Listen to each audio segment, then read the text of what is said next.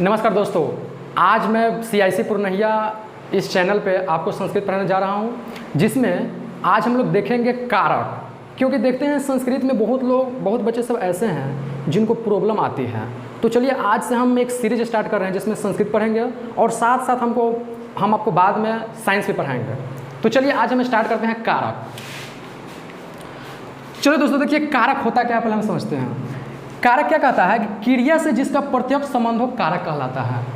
यहाँ पे कहने का मतलब ये हुआ कि अगर किसी वाक्य में क्रिया से डायरेक्ट उसका रिलेशन हो, संबंध हो, तो उसको हम बोलते हैं कारक। जैसे देखिए एग्जाम्पल हमको कह रहा है राम विद्यालय में जाता है। राम कहाँ जाता है? विद्यालय में जाता है।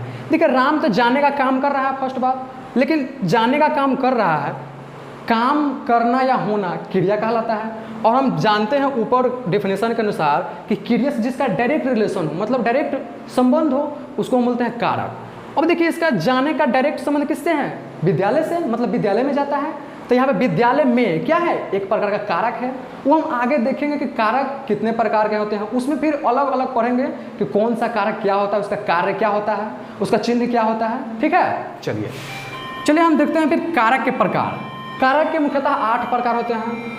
कर्ता कारक, कर्म कारक, करण कारक, संप्रदान कारक, अपादान कारक, संबंध कारक, अधिकरण कारक, संबोधन कारक। अब देखिए दोस्तों, कर्ता का चिन्ह होता है ने, कर्म का होता है को, करण से के द्वारा, संप्रदान को के लिए, अपादान से अलग, संबंध का के की, रा रे री, अधिकरण में पर, संबोधन हे अरे अजी हो।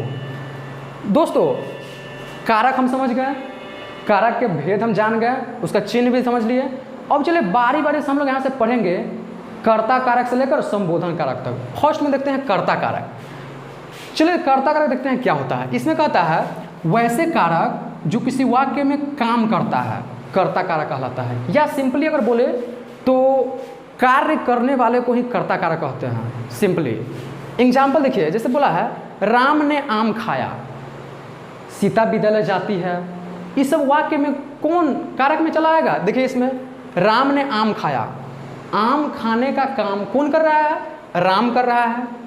तो राम मेरे लिए कर्ता कारक। एक बात और दोस्त, कर्ता का चिन्ह जो होता है जीरो और ने। बहुत विद्यार्थी लोग सोच रहे होंगे कि जीरो यहाँ पे हम क्यों लगाए हैं। तो देखिए जीरो हम इसलिए लगाए हैं क्योंकि बहुत सारा वाक्य आपको ऐसा आएगा जिसमें ने डायरेक्टली नहीं दिया रहेगा, और बहुत सारा वाक्य ऐसा आएगा जिसमें आपको ने दिया रहेगा, इसलिए हम यहाँ पे जीरो लगाए हैं। उसी तरह से कर्म कारक में भी होता है जीरो और को का मतलब। ठीक है दोस्त, चलिए अगला है। जैसे देखिए मैं विद्यालय गया, यहाँ पे देखिए यहाँ पे ने तो नहीं है, सीधे मैं विद्यालय गया। लेकिन आप क्या सोच सकते हैं कि मैंने विद्यालय गया, ने यहाँ पे क्या है? छुपा हुआ है, इसलिए यहाँ पे हमने लगाया है जीरो। तो चलिए कर्ता कारक हमको जहाँ तक लगता है आप लोग समझ गए होंगे। चलिए अगला देखते हैं कर्म कारक। कर्ता कारक जो लोग अच्छा से समझ गए होंगे वो समझिए कर्म कारक भी समझ जाएंगे।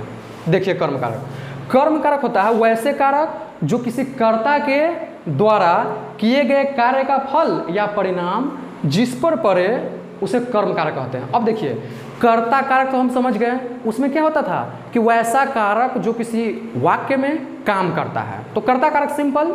चलिए अब कर्म कारक में ऐसा आएगा जो कर्ता के द्वारा काम होगा, वो काम होने का फल किस पर पड़ेगा, वो मेरे लिए कर्म कारक कहलाएगा। ठीक है, चलिए देखिए एग्जाम्पल से समझते हैं। जैसे एग्जाम्पल है मेरे पास, राम विद्यालय जाता है। राम कहाँ जाता है? विद्यालय जाता है। पूरा देखिए सेंटेंस में जाने का काम कर रहा है, पहला बात कौन कर रहा है? राम। मेरे लिए इस वाक्य में राम कर्ता कारक, लेकिन जाने का काम कहाँ पे कर रहा है? विद्यालय। तो विद्यालय मेरे लिए हो जाएगा कर्म कारक। समझ में आया? चलिए अगला सीता आम खाती है। सीता क्या खा रही है? आम खा रही है। खाने का जो देखिए यहाँ पे फल या परिणाम किस पर पड़ रहा है? आम पर। तो मेरे लिए आम क्या हो जाएगा? कर्म कारक हो जाएगा। समझ गए? चलिए तो ऑलरेडी हम लोग कर्ता कारक समझ गए, कर्म कारक भी समझ गए।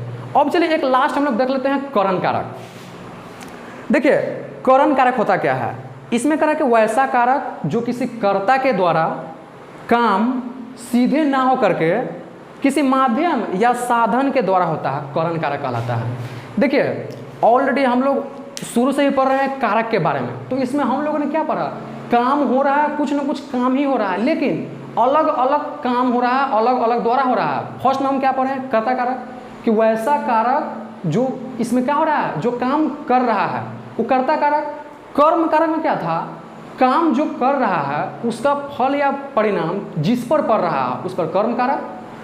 करण में क्या होता है, कर्ता जो काम करता है वो डायरेक्ट न करके किसी न किसी साधन या माध्यम के द्वारा करता है। जैसे हम अभी देखिए बोर्ड पर लिखे हैं या लिख रहे हैं, मान लीजिए कलम यहाँ पे चलाए हैं, तो किससे चलाए हैं, हम तो हाथ से नहीं चलाए हैं, हम चलाएं तो मार्कर से चलाए हैं। मेरे लिए क्या है, एक साधन है या माध्यम है, इसको हम बोलते हैं करण कारक। जैसे देखिए हम एक एग्जाम्पल लेके आए हैं आप लोगों के लिए, राम साइकिल से विद्यालय गया।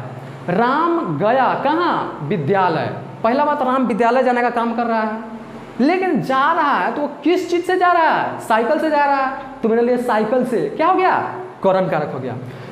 तो चलिए दोस्तों, आज हम लोगों ने कारक के बारे में पढ़ा, कारक क्या होता है समझ लिए, कारक के भेद के बारे में समझ लिए।